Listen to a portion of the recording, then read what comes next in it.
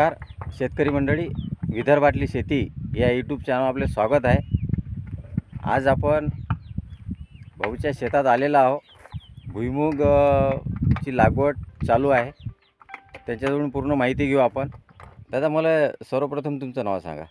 माझं नाव शिवम रामचंद्र जोगतळे, राहणार खामखेड, तालुका पातूर, जिल्हा अकोला.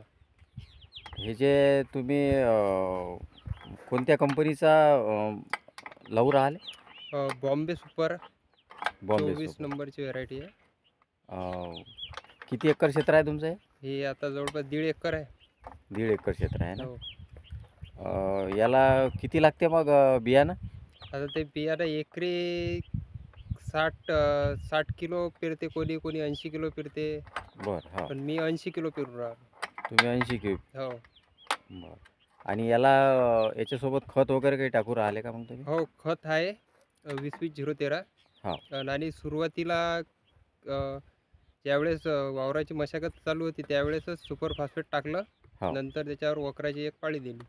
वखराची पाळी दिली आहे. आता पेरणीसोबत 20-20-013 हे 2 पोते आहेत. बरं, याला पाणी द्यायचं कसं काय मग? स्प्रिंकलरनं देता पाणी स्प्रिंकलरनं. पूर्ण हो, पूर्ण निघेपर्यंत? निघेपर्यंत ते शेवटपर्यंत पण. शेवटपर्यंत आहे ना. हो. तरी जवळपास तुम्हाला म्हणजे दरवर्षी पेरत असता का तुम्ही? हो, काय अपेक्षा आहे म्हटलं तुम्हाला? मागच्या वर्षी काय रिझल्ट आला होता या शेतात? मागच्या वर्षी कसं मार्च-एप्रिलमध्ये पाऊस झाला ना, हो. तर त्याच्याच्यानं कमी रिझल्ट भेटला. तर यावर्षी त्याच्यापेक्षा आपण जास्त घेऊ अशी तर अपेक्षा आहेच. बरोबर. तर तरी सरासरी या भुईमुगाला मिनिमम भाव काय असते ना? भाव 6 पासून सुरुवात होते. 6 आता पासून. मागच्या वर्षीचे भाव जरा हायेस्ट होते. बरोबर. तसे 7.5-8 पर्यंत गेले होते मागच्या वर्षी. मागच्या वर्षी आहे ना. हो. तर याला बाकी खत फवारणी निंदण वगैरे काय काय लागते? आता याला खत फवारणी, आता नियोजन जसं जसं भुईमुगाचं असते त्या हिशोबाने हो, समजा आहे ना. वातावरणावर पण पूर्ण हे आहे. वातावरणावर डिपेंड्स आहे ना. मला एक सांगा तुम्ही, जवळपास या 1.5 एकराला किती खर्च येते भुईमुग लावायसाठी?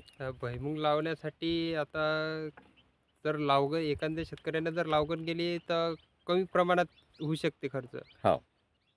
कसं जर घरचं आता नवीन नवीन तंत्रज्ञान निघालं, टोकन यंत्र, पेरणी, बरोबर. हो, तर आपण किती साव्यात लावतो त्याच्यावर बी आहे ना ते. त्याच्यावर डिपेंड आहे ते. बरोबर. तर आता मी ट्रॅक्टरची पेरणी चालू आहे माझी. हो. तर याचा जवळपास खर्च बॅगाचा तर जो आहे तो फक्त मजुरीच्या अभावी जास्त प्रमाणात खर्च हे होते येत नाही. बरोबर. तर तरी बी समजा मिनिमम आता तुम्ही मागच्या वर्षी पेरला, यावर्षी बी समजा चालू आहे, तर मिनिमम या 1.5 एकराला शेवटपर्यंत खर्च किती येते?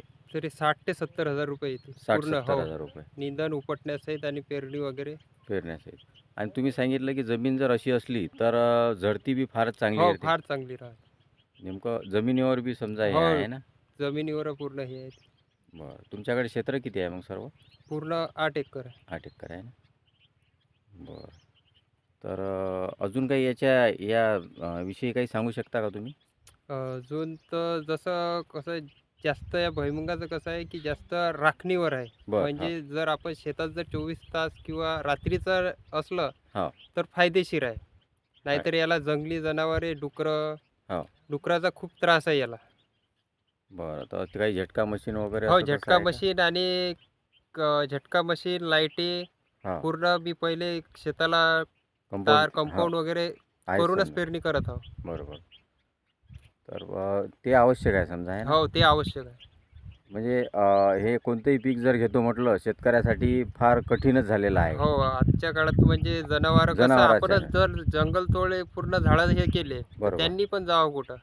हा एक प्रश्न आहे. हा एक प्रश्न आहे त्यांच्यासाठी. बरोबर पण आहे. आपण आपल्या आता शेताचं आपणच संरक्षण करायचं.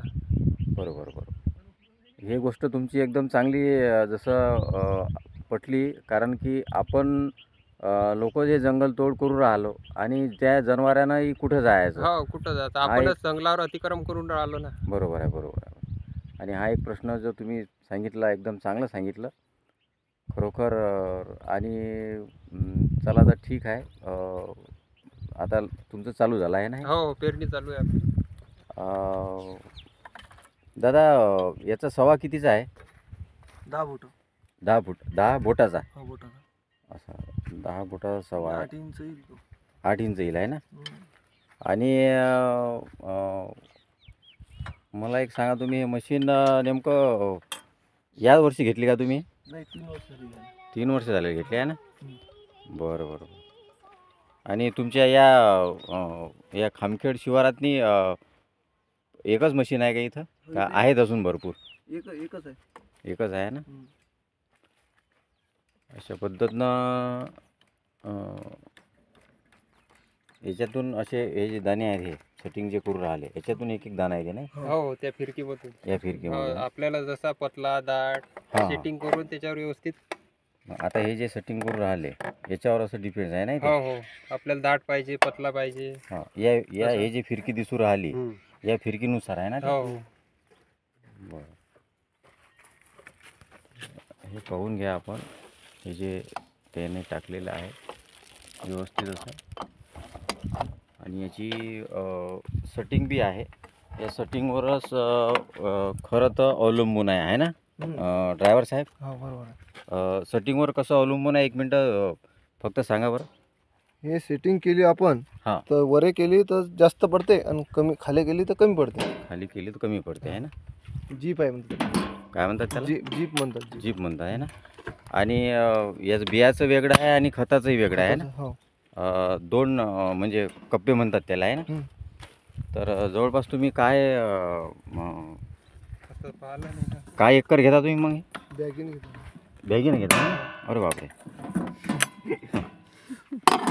चांगला आहे मग राहा, बॅगीनं घेता. आता ते म्हणत असतील की बापरे खत तसंच आहे तसंच आहे. खत नाही अशी पिढी वरी अशी. हां, चला तर ठीक आहे. हे बी याचं बी जे आहे व्यवस्थित आहे. याचंही जे आहे, हे असं आहे की नाही. मला एक तुम्ही वाळू सांगा. का सांग? मला एक तुम्ही सांगा, नाही याचं जे आहे हे बी असंच असेच कप्पे आहेत याला आहे ना खत टाकायसाठी? हो. बरं बरं बरं. हे अशा पद्धतीनं थोडं हे बी जे आहे अशा पद्धतीनं एकदम चांगल्या प्रकारे होते. आणि हे ज्या सरीतून आहे त्या सरीमधून अशा पद्धतीनं एकदम चांगल्या पद्धतीनं लागून होते. आणि हा जो रबर आहे असं भुईमुग जे आहे अशा पद्धतीनं एक एक दाणा पूर्ण याच्यातून येऊन पडते सर्व.